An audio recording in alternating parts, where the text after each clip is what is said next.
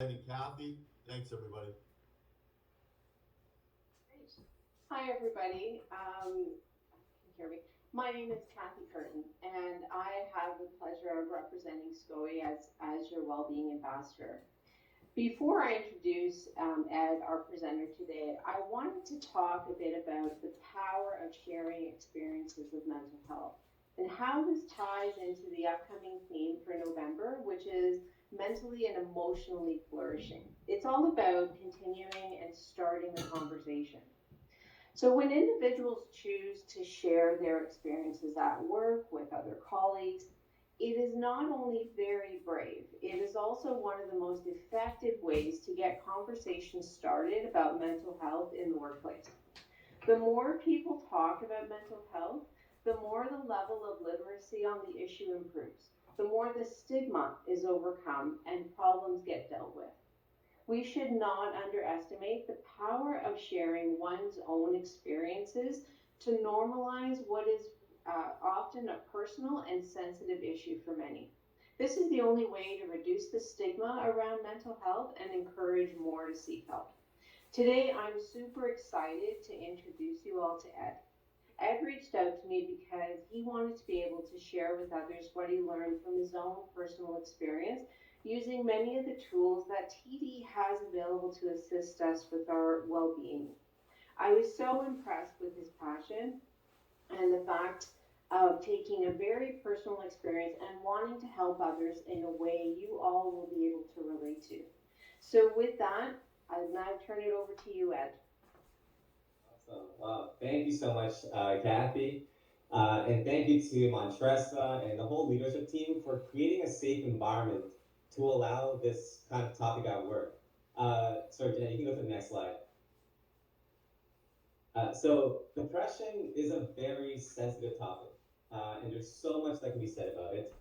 I originally created this presentation just out of my own initiative as maybe like a 1 hour lunch and learn for my enterprise process engineering, my EPE colleagues, who are Lean Six Sigma experts and use the DMAIC on a regular basis.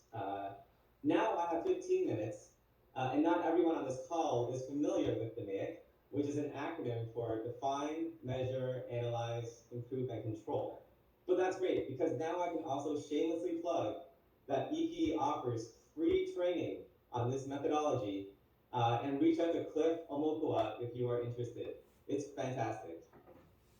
So I created this because it was so interesting to see the parallels in problem solving with the corporate world and the medical world. And I wanted to put some of these sensitive things that I've learned in a project format to make it more familiar to us as corporate professionals, to make it more digestible. Now there's a lot to cover, and I only have 13 minutes left now. And with that time, have you ever watched like a movie trailer and it feels like you've seen the whole movie because they show you the whole thing?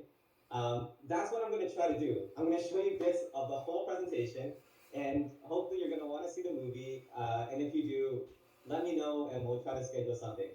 But the key takeaway is summarized in this disclaimer at the bottom there.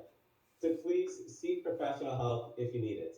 I'm a TD employee just like you guys. I'm not a medical professional, so I'm just sharing this with you guys to share that the recovery can be accelerated through the tools and resources that are available to us as TD employees. We're very fortunate to have these tools. And so, okay, let's get started. Next slide, please. Okay, so I have to start off with a confession. I don't want to present this. I don't want to talk about how sick I was in 2019 and how I had insomnia and how I couldn't focus. And it was basically the worst time of my life.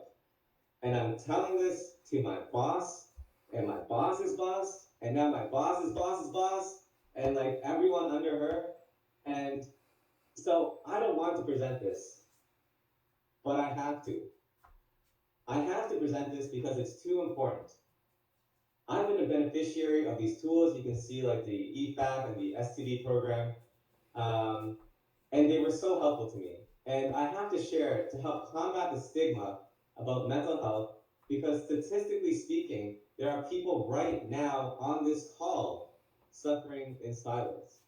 And if that's that's not you, that's great. But you might have family members and friends going through this. Depression is, when we talk about mental health a lot, and depression is actually the #1 most common mental health illness. Anxiety is #2. And so we hear it's okay to not be okay, and we hear get help. But that can feel very scary and weird and uncomfortable. And so I just want to share a little bit behind that curtain of what it means to get help, and hopefully it will be a little less scary, weird, and uncomfortable. Okay, next slide, please.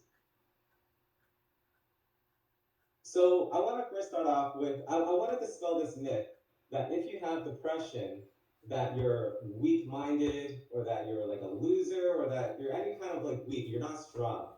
And that's not why people have depression. And if you have it, it doesn't mean that you're any of those negative labels. It's a human condition that literally anyone can have. Even if you're rich and famous, even if you're super physically and mentally strong as Olympic champions, UFC fighters, people who like literally train themselves to death and beat other people up for a living, they have it. Navy SEALs, comedians, politicians, and yes, even bankers can have depression. It can happen to literally anyone at any time. It really does not discriminate. Okay, sorry, next slide, please.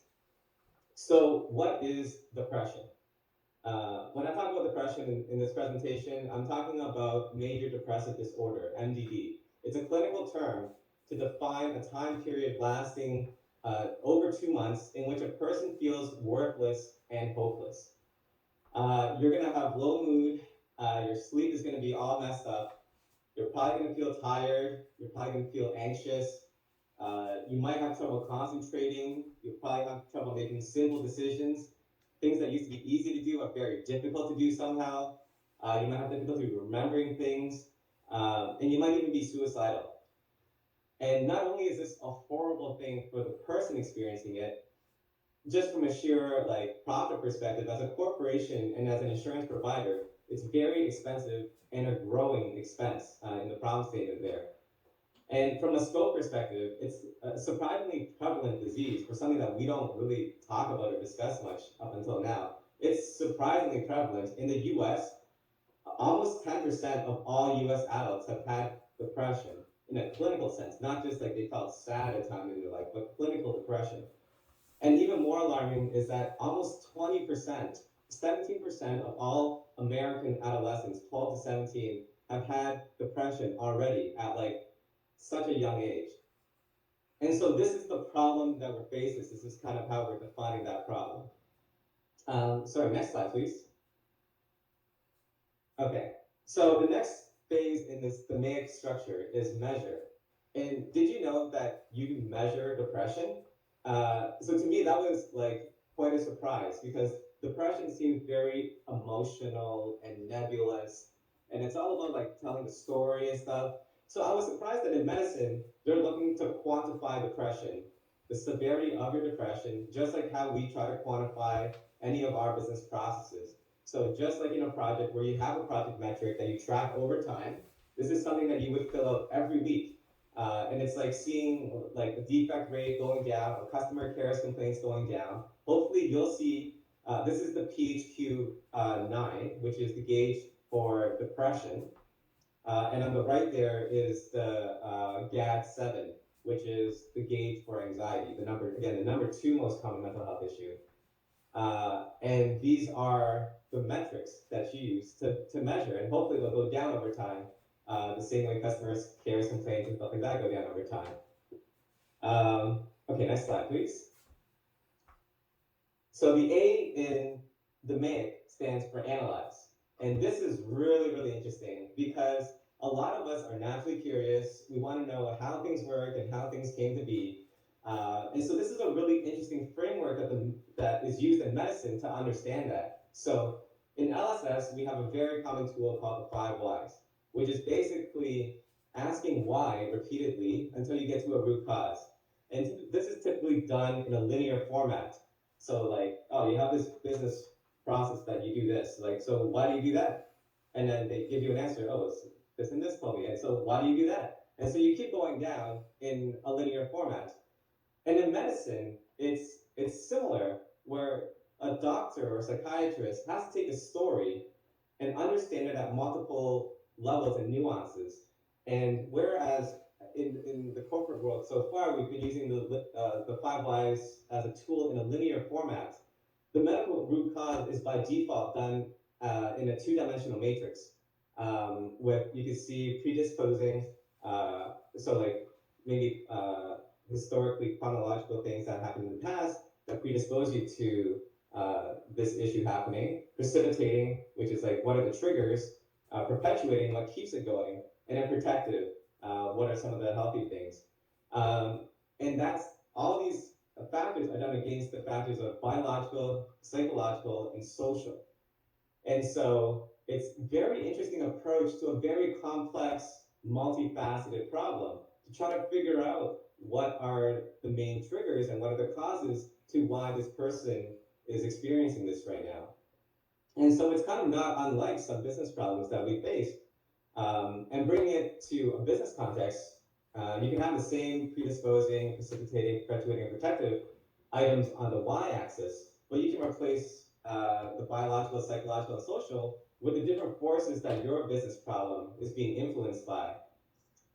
It's like regulatory, demographic, technological. You can see some other ones. So you can just pick whichever one, and you can see it doesn't have to be a linear, like getting to one singular root cause, but you can see a myriad of factors that's causing a business problem to exist. And so at this kind of root cause part, I also want to take a second to talk about the stigma of mental health, because I think one of the main causes of that stigma is simply labeling someone as weak. And that the root cause is something self-induced, or a lack of character, or a lack of strength, and they're just suffering because like we choose to be pessimistic. But that is just literally not the case even in the medical world. Like the reason why someone is experiencing depression is so varied and personal to their own story. And something triggering or upsetting to you might not be triggering to somebody else.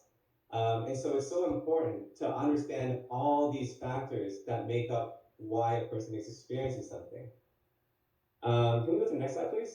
I want to show another interesting thing that we can analyze, which is automatic negative thoughts.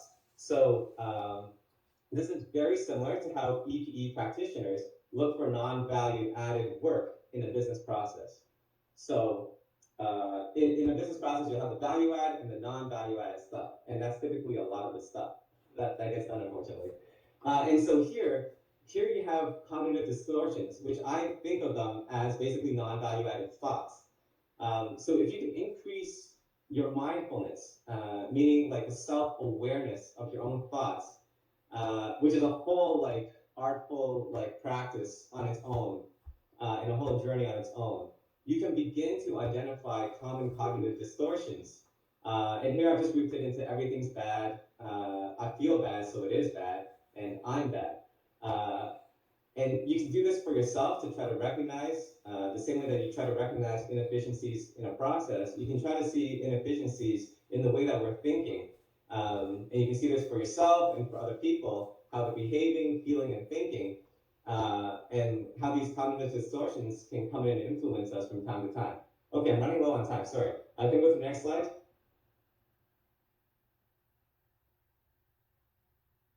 So you can go to the next slide, please. Okay, now we get to the improved part, which is like the fun part of the project, I think. So as I mentioned, there's a ton of resources as TD employees that we're very fortunate to have as part of our benefits program. So I think TD really recognized and embraced how important mental health is to our corporate health throughout the pandemic. And so below is this kind of escalation path that you might consider taking. And so I'll just highlight a few. I don't have the time to go over all of them, of course. But from the left side is kind of like preventative type of things. And then there's a middle part about just education. And did you know like our bank has like an in-house mental health training? Like that is like the amount of investment into this. It is so interesting to see. But I think there's just an awareness, a growing awareness of how important this is for us to talk about. Of course, we have the EFAP in Canada. It's EFAP in the US. It's LifeWorks. We have those phone numbers there. You can get immediately counseling 24/7, 365, which is amazing. This is brand new for Canada. It was new as of May this year. And I really want to highlight this. 100% of eligible mental health expenses up to $5,000 are fully covered. All plans, even your core plan. This is for Canada. That was not the case back in 2019 when I had to use these services. So I had to think about, do I have the money? Because I'm like, if I'm on STD, and you can see here, short-term disability is an option for you, and you have a partial pay, partial wage. Like, can you afford like to take these mental health services, which are not cheap? But thankfully, like in Canada, that's a new thing. 100% of these eligible ones are covered. In the US, copay is eligible, and there's the phone number for your benefits hotline. There's workplace accommodations that you can talk about with your manager as well. There's virtual care if you don't want to actually go in person because you're worried about COVID and stuff like that. So there's a lot of amazing resources that we as TD employees are privileged in a sense to have. Sorry, I'm running out of time. Sorry, can you go to the next slide, please? Okay, I think we'll have to skip this one. Next slide, please. CBT is really cool. Google it. It's super cool. For control, like how do you stay healthy? How do we sustain a healthy mind and body? I just categorize it as eat, sleep, play. For simplicity and just for time's sake, exercise, I would say, is probably my favorite one because it has mental and physical benefits. And it kind of creates a cascading effect to eating better and sleeping better as well. So that would be probably my one top recommendation. Go for a walk if you can. Sorry, next slide, last slide. Okay, so I had earlier said to get help. It reminded me of this scene from Thor Ragnarok, one of my favorite movies. So I also want to address that one of the biggest things that I think prevents us or delays us from getting help is that we think we need to be like this God. I think we need to be 100% perfect in order for us to be a good leader. And it's been amazing to see in the workplace, like with Jody sharing that in the League of Excellence event, they're talking about burnout. In a League of Excellence event, your top leaders are talking about burnout. Leaders sharing about their vulnerabilities in the weekly notes. We had this Women in Leadership event recently with executives talking about how they fail. And I think it takes a lot of courage to acknowledge our imperfections head on. And I think, especially with the younger generation, living in a world where there's much greater information parity, and looking at the world, there's a growing recognition that a perfect country, a perfect history, a perfect company, or a perfect leader doesn't really exist. Like last week in Canada, we had the National Day of Truth and Reconciliation, where we as a society are grappling with the atrocities that our own government and our churches committed. People that you take to a higher standard, committing like the worst atrocities. And in the US, we have the strength of the Black Lives Matter movement, where we're dealing with over 400 years of injustice. And we have like an economy that's experiencing great instability, climate change threatening everything. So we live in a highly imperfect world, one that is dialectically complex. And I think this evolving definition of leadership is going to include ones where we're able to deal with imperfection and complexity. And that starts with dealing with our own imperfections and complexities. It's not a question of whether or not leaders are flawless, but how much self-awareness we have, how much we can recognize our own insecurities, fears, and traumas that shape our state of mind and decision-making. How much grit and courage do we have to confront an uncertain and imperfect world and navigate it well? So I think that if we can heal ourselves, we'll have a better shot at navigating an imperfect world and maybe help heal the world as well. So thank you for your time. Now I'll pass it over to Lydia to cover the Q3 R&R. Oh yeah, and there's some sources. Yeah. Thanks so much, Edmund. That was honestly amazing, like just powerful, and the way that you did in DMAIC is just outstanding. I do also want to say you're right about the stigma and that we don't talk about it enough. And this is I wasn't planning on saying this today because this isn't my section, but it's personally powerful to me because I also went through clinical depression and used the tools that are available at TD. CBT is something everybody should go through. Doesn't matter if you have depression or not, you will learn so much about yourself. I have the tools I need. So thank you. Okay, so who am I? I'm Lydia Bate. I'm a senior manager